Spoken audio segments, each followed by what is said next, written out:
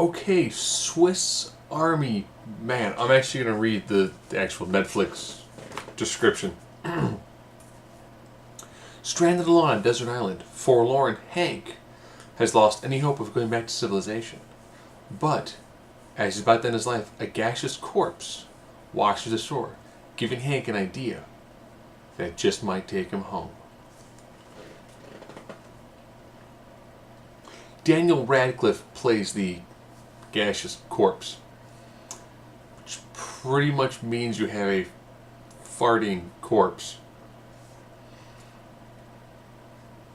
This movie is both a deep-seated, this is the loneliness of modern life, a bizarre kind of existential,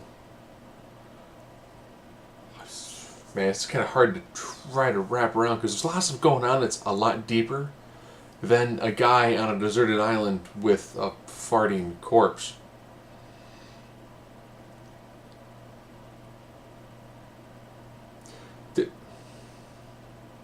This is almost hard to talk too much about without giving a lot away. It very much is deep. I mean, there's a lot of layers to this.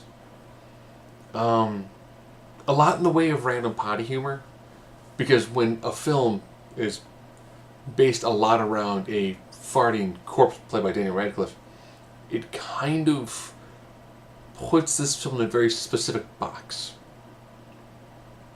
The problem is, the film doesn't fit the box. Just it appears that it fits the box. The humor is crude, it's crass.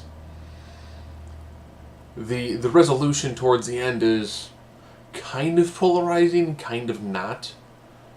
I think that's probably the best way you could end a film like this. When you have a suicidal man who, on a deserted island, finds a farting corpse, played by Daniel Radcliffe. So, farting Harry Potter corpse. Unique film, interesting film. Like I said, I didn't give a lot of the film away because if I give too much, it might actually ruin this whole experience for people.